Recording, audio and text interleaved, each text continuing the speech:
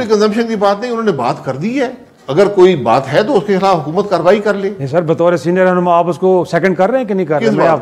भाई हुकूमत का काम है ना, हुकूमत अगर ऐसी कोई बात है, देखिए आपने एक पॉलिटिकल स्टेटमेंट दे दिया एक पॉलिटिकल प्लेटफॉर्म से, अगर कोई गुंजाइश है, कोई सबूत है, कोई बातें हैं, तो बिल्कुल हुकूमत की जिम्मेदारी है कि कार्रवाई करे। किसी ने अगर कानून तोड़ा है, आईन तोड़ा है, जिम्मेदारी है। और आपके ख्याल में कुछ ऐसा है कि हो सकती है? मैं तो कहता हूँ मैं आप सब काबिल एहतसाब में, सब फिर सब हिसाब दे दें, और कब तक हिसाब लेंगे इसका भी तयन कर लें कि जो जिंदा है उनका हिसाब करेंगे, जो मर गए उनका हिसाब करेंगे, 47 तक करेंगे, उसके बाद करेंगे।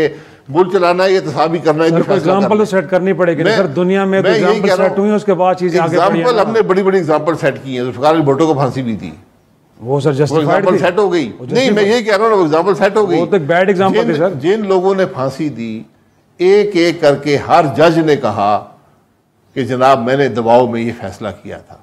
यानी हमने इस मुल्क के वज़ीर-ए-आज़म को, जिसने ये गैर मुतना एक कंसेंसस से एक मुतफिका आईन बनाया, आपने उसको 4 साल बाद फांसी लटका दिया, और हर जज ने कहा कम से कम सुप्रीम कोर्ट माफी मांग ले इस मुल्क की आवाम से, माफी मांग ले जुल्फिकार भुट्टो के खानदान से, सुप्रीम कोर्ट हमने ये गलत फैसला किया था। यही तो कह दे, मैं सुनना चाहता हूं। सुप्रीम कोर्ट तो माफी मांगे सर, ऐवान सदर से उस शख्स की तस्वीर भी तो उतरवा दें जिसको साबिक सदर के तौर पे आज भी हमने लटकाया हुआ है। साबिक सदर मैंने नहीं बनाया था, सदर भी सुप्रीम कोर्ट ने बनाया था।